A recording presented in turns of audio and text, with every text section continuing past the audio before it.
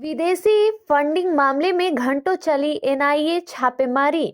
हंगामे के बीच मदरसा शिक्षक को पकड़ ले गए अफसर। झांसी के शहर कोतवाली क्षेत्र के मुकरियाना मोहल्ले में नेशनल इन्वेस्टिगेटिव एजेंसी की टीम ने विदेश फंडिंग के मामले में ऑनलाइन मदरसे के मौलवी के घर बुधवार देर रात छापा मारा।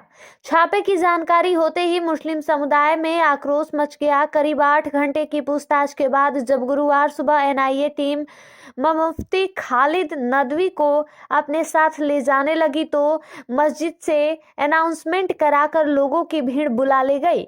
इसके बाद सैकड़ों की संख्या में महिलाएं और पुरुषों ने पुलिस और एनआईए की गाड़ियों को रोक लिया और मुफ्ती खालिद नदवी को जबरन छुड़ा कर ले गए। इस दौरान एनआईए की टीम और पुलिस बेबस नजर आई। बाद में पुलिस उन्हें थाने ले गई। करीब ये लोग आए, इन लोगों ने कुंडी खटखटाई। एनआईए वाले आए दिल्ली से और इन्होंने रात में कुंडी बजाई। हमने नहीं खोली, डर की वजह से, पता नहीं कौन है, वैसे खोल देते।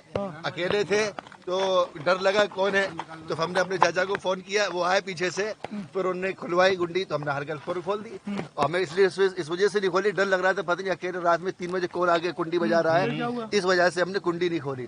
10-15 मिनट हमारे चाचा आ गए, फिर उसके बाद सारे घर की चेकिंग हुई और सारे पूरे जितने कमरे हैं, रूम है, किचन है, सारे की क्या कहते हैं चेकिंग की गई और पूरे कवर्ड देखे, मचान देखा और किचन में देखा, किचन के पीछे जो बनी थी गिरली वो देखी गई। सारी पूरे घर में एक एक कोना छाना गया और बिल्कुल गिरफ्त के साथ, कहीं भी कुछ नहीं मिला। और एक एक कोने में सारी हमारे पास इस वक्त 1,500 से 2,000 किताबें होंगी। किताबें जिन पे शक था, किताबें उठा ली उन्होंने और किताबें देखते रहे, किताबें देखते रहे, बहुत सारी किताबें देखी। ये किसकी लिखी हुई है, कहाँ से आई है, किसने बनाई है, कौन है लिखने वाला, आपका इनसे कौन क्या कॉन्टेक्ट है।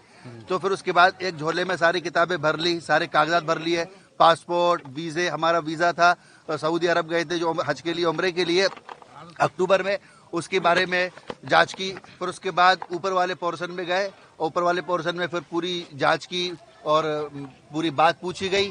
फिर उसके बाद व्हाट्सएप पर देखे गए तो असल में हमारा ऑनलाइन काम है तो उसमें बहुत सारे नंबर होते हैं, बहुत सारे नंबरात हैं, कम से कम अच्छे खासे नंबर है, बहुत सारे ग्रुप है।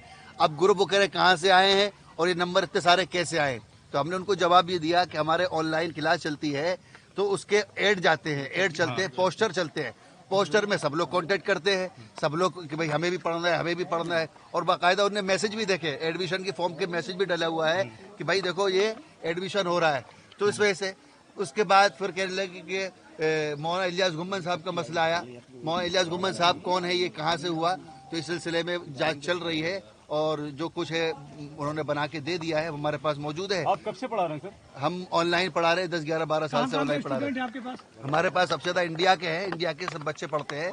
बाहर के जो बच्चे वो इंडिया ही के बच्चे हैं, बाहर के बच्चे जैसे कि आपके क्या कहते हैं इंग्लैंड के हैं और आपके इस्लामिक कुरान कायदा, छोटे छोटे बच्चे वो भी इंडिया ही के हैं, कोई अरब कंट्री का कोई नहीं है।